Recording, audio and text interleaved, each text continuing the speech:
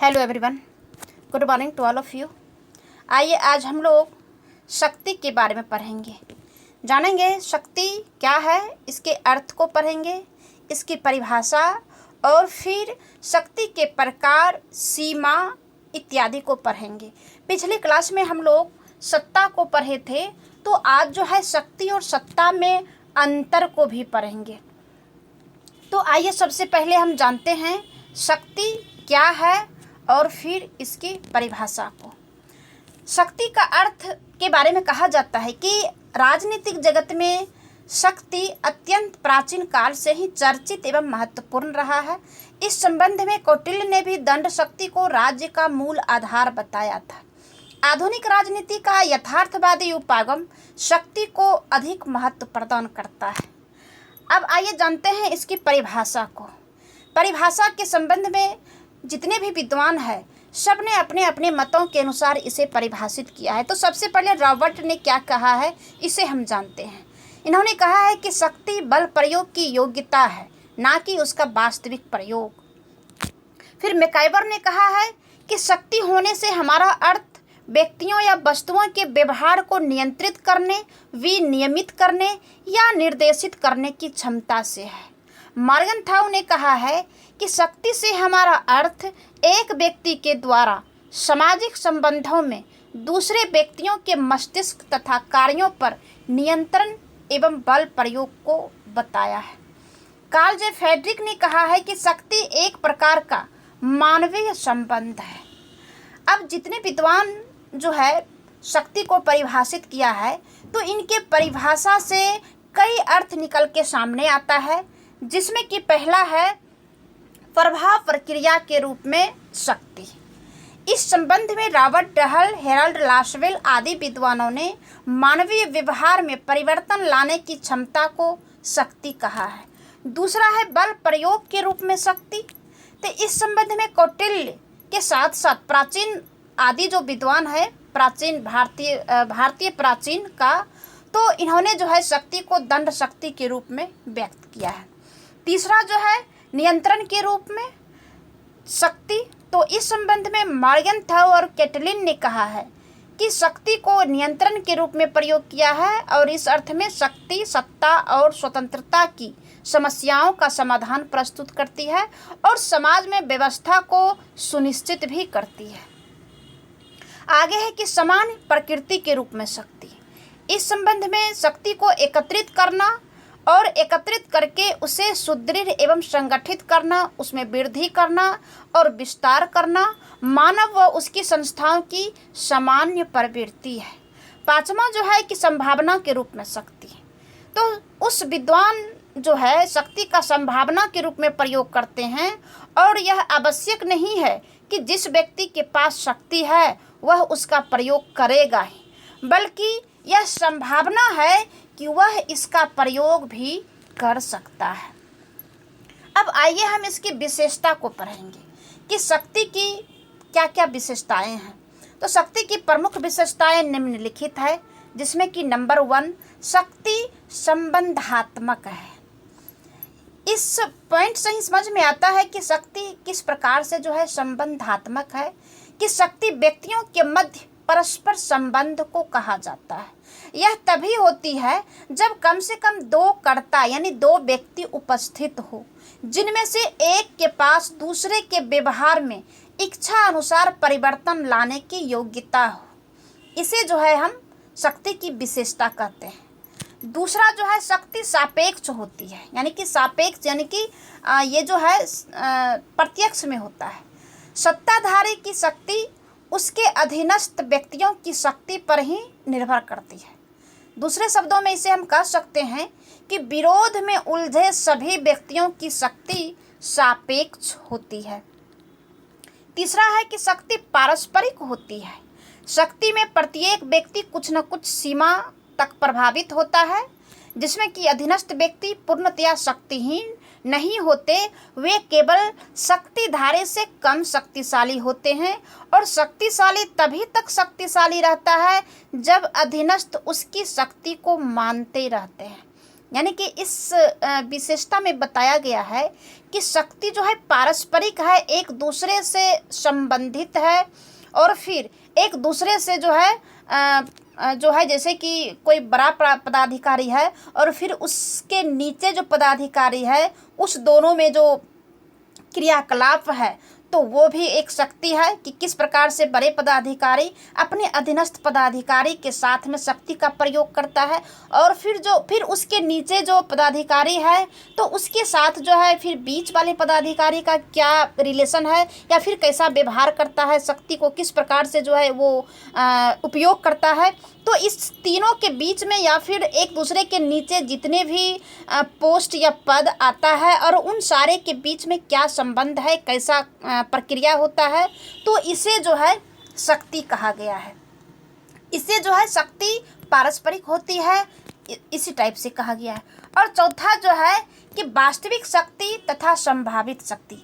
एक तो होता है कि रियल, और दूसरा होता है कि इसका जो सजेस्ट जो किया जाता है, यानी कि एक संभावना जो होता है, इन दोनों के बीच में जो है शक्ति है। तो शक्ति के दो पहलू बताया है, पहला है वास्तविक और दूसरा है संभावित।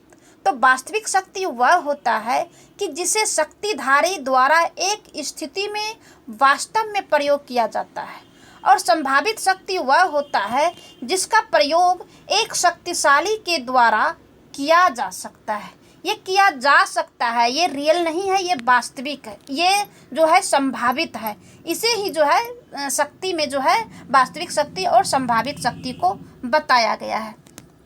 अब आइए हम जानते हैं कि शक्ति के स्रोत क्या है, ये कहाँ से जो है शक्ति प्राप्त होता है, कहाँ से जो है शक्ति ये आता है और किसे प्राप्त होता है। तो प्रत्येक शक्तिशाली व्यक्ति या व्यक्ति का समूह को शक्ति की प्राप्ति किन्हीं स्रोतों से ही होती है, यानी कि कहीं न कहीं से जो है शक्ति प्राप्त होती है। तो उनके शक्तिशाली होने के कुछ कारण भी होता है, जैसे कि यद्यपि वे कारण तथा उनके द्वारा शक्ति प्राप्त करने के स्रोत अलग अलग होते हैं, यानी कि जितने भी व्यक्ति को या जो भी समूह को शक्ति मिलता है तो सभी का स्रोत एक जैसा नहीं होता है, सभी का स्रोत अलग अलग होता है। जैसे कि इसमें पहला है कि सत्ता। अब सत्ता शक्ति का एक स्रोत माना जाता है, यानी सत्ता जो जिसको जो है सत्ता प्राप्त हो जाता है, तो इसका कारण यह है कि अनेक बार अन्य दृष्टियों से उपयुक्त ना होते हुए भी सत्तारूढ़ होने से अनेक व्यक्ति या संस्थाएं जो है शक्तिशाली हो जाती है। अब दो प्रभावशाली व शक्तिशाली व्यक्तियों की प्रतिद्वंदिता के कारण कभी कभी दूसरे कम प्रभावशाली व कम शक्तिशाली व्यक्तियों को सत्तासीन कर दिया जाता है, लेकिन बाद में होता क्या है कि वे पूर्णतः शक्तिशाली हो जाता है और सत्ता ही उसका कारण जो है बन जाता है, जिससे कि उन्हें वो प्राप्त हो जाती है। दूसरा है ज्ञान। अब जो है व्यक्ति का स्रोत ज्ञान को भी माना जाता है शक्ति का। जो ज्ञान अपने सामान्य अर्थ में व्यक्ति को अपने लक्ष्यों को पुनः प्रतिबंधित या प्रबंधित करने और मिलाने की योग्यता प्रदान करता है। ज्ञान द्वारा व्यक्ति की अन्य विशेषताओं को इस प्रकार संचालित किया जाता है कि वे व्यक्ति का साधन बन सके। व्यक्ति के नेतृत्व का गुण, उसकी इच्छा शक्ति, उसकी सहन शक्ति, अपने आप को अभिव्यक्त करने की शक्ति आदि विभिन्न तत्व जो है शक्ति के महत्वपूर्ण पहलू होते हैं। इन तत्वों में से किसी भी एक की कमी शक्ति के समस्त रूप को अकार्य कुशल बना देती है और उसे पूरी तरह से नष्ट भी कर दिया जाता है। तीसरा जो है संगठन और आकार होता है। अब जो है कि संगठन में ही शक्ति निहित है। संगठन शक्ति का स्रोत संस्थाओं के संबंध में होता है और वे संस्थाएं शक्तिशाली होती है जिनका संगठन सुदृढ़ होता है। आपसी प्रतिद्वंदिता में वे संस्थाएं विजयी होती है जिनका संगठन उच्च स्तर का एवं मजबूत होता है, जैसे कि मजदूर संघ, व्यापारिक संघ, उपभोक्ता संघ और अनेक राजनीतिक दल आदि जो है आधुनिक समय की अनेक संस्थाओं की जो शक्ति होती है वह उनके संगठन के कारण होती है। शक्ति की दृष्टि से सबसे महत्वपूर्ण एवं सर्वोच्च जो होता है वह संघ एवं राज्य ही है और उसके इतने शक्तिशाली होने का प्रमुख कारण उसका सबसे अधिक संगठित रूप को होना होता है।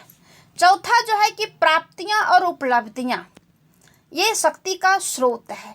प्राप्तियां और उपलब्धियों को शक्ति का बाहरी स्रोत माना जाता है। ये कई प्रकार की होती है। आर्थिक उपलब्धियों में धन की प्राप्ति और अन्य आर्थिक सुविधाओं की प्राप्ति आती है और सामाजिक उपलब्धियों में सामाजिक लोकप्रियता, सार्वजनिक हित के कार्यों के करने का श्रेय तथा उसके कारण प्राप्त प्रसिद्धि आती है। राजनीतिक उपलब्धियों में स्थानीय, क्षेत्रीय या अखिल देशीय स्तर पर राजनीति में किए जाने वाले कार्यों में प्राप्त सफलता आती है। ये भी जो है शक्ति प्राप्त करने का साधन होता है। पांचवा जो है साधन परिस्थितियां भी है कि कभी कभी परिस्थितियों के कारण भी किसी व्यक्ति या संस्था को शक्ति प्राप्त हो जाती है। लेनिन रूस के सामाजिक व राजनीतिक जीवन में इतनी शक्तिशाली व्यक्ति बना तो उसका एक कारण यूरोप और विशेष रूप से रूस में बनी वे परिस्थितियां थी जिनसे कि रूस में क्रांति हुई और उसका नेतृत्व लेनिन ने किया था। कांग्रेस की स्थापना केवल एक सुधारवादी संस्था के रूप में हुई थी, पर बाद में उसे इतनी शक्ति प्राप्त हो गई कि उसने राष्ट्रीय आंदोलन का संचालन करके देश को स्वतंत्र भी करा लिया। तो इन सारी बातों को जो है परिस्थितियों के माध्यम से शक्ति प्राप्त हो जाती है। आगे जो है विश्वास, विचार एवं कार्य। अब शक्ति का जो स्रोत है एक विचार, विश्वास और कार्य को भी माना जाता है। व्यक्तियों व संस्थाओं के विश्वास, विचार, कार्य भी उनकी शक्ति के स्रोत होते हैं। अनेक व्यक्ति या समाज सेवी संस्थाएं भी अपने विश्वासों, विचारों व कार्यों के कारण शक्तिशाली हो जाते हैं। चार्ल्स एस पेयर्स ने कहा था कि सत्य और न्याय अक्षरशः संसार में शक्तिशाली शक्तियां हैं। यहाँ मुरली पोद्दार का भी कथन है कि ईश्वर में अटूट विश्वास या न्यायपूर्ण आचरण से जो शक्ति प्राप्त होता है, लोग उसे जो है व्यक्त नहीं कर सकता है। अब आइए हम जानते हैं शक्ति के प्रकार कि शक्ति के कितने प्रकार है। इसे जो है निम्नलिखित प्रकार माना जाता है, तो जिसमें कि पहला है कि व्यवहार परिवर्तन के आधार पर, जैसे कि गोल्ड हैमर एवं एडवर्ड सिल्स शक्ति के 3 प्रकार बताया है। पहला है बल, प्रभुत्व और चालाकी, ये भी जो है शक्ति का प्रकार है। इसके अंतर्गत नैतिक दायित्व या छल कपट, जोड़ तोड़, चातुर्य आदि भी सम्मिलित होता है, जैसे कि कौटिल्य ने कल बल छल बताया था। दूसरा जो है औचित्य पूर्णता के आधार पर। इस संबंध में मैक्स वेबर ने शक्ति के 3 प्रकार बताया है। संवैधानिक या कानूनी शक्ति, पारंपरिक और करिश्मावादी जो है वैधानिक शक्ति। संविधान या कानून द्वारा निश्चित होती है। यह औपचारिक, संरचनात्मक एवं संगठनात्मक भी होती है।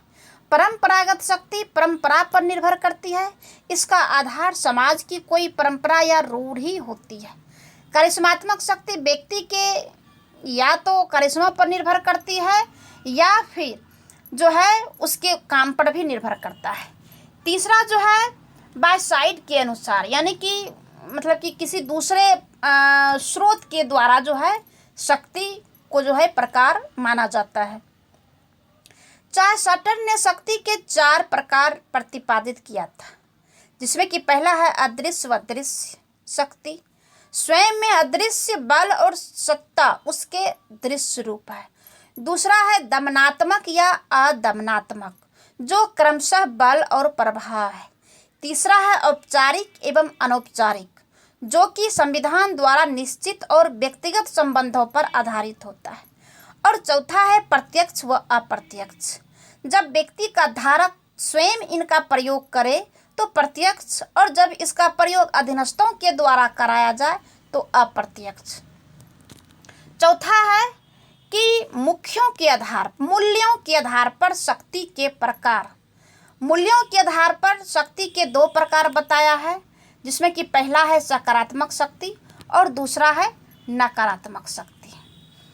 5वां बताया है संभाव्य एवं वास्तविक शक्ति, यानी कि संभावना पर एक होता है और एक वास्तविक शक्ति। इस संबंध में रॉबर्ट डहल ने कहा था कि शक्ति संभाव्य प्रयोग की क्षमता और वास्तविक प्रयोग करना दो प्रकार की होती है।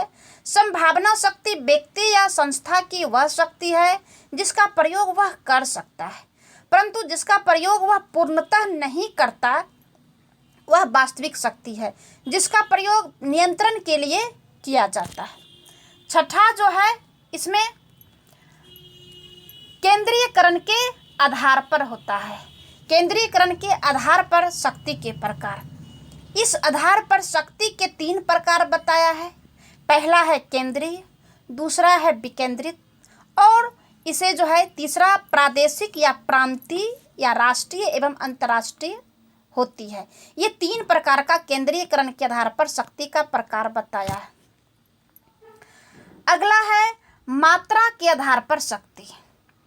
इस आधार पर शक्ति राज्यों को 3 श्रेणियों में बांटती है, एक महा, दूसरा मध्यम और तीसरा निम्न। आगे जो है शक्ति प्रवाह या दिशा के आधार पर, तो इस दृष्टि में शक्ति के भी 3 प्रकार बतलाया है। एक जो है एक पक्षीय होता है, दूसरा द्विपक्षीय और तीसरा बहुपक्षीय।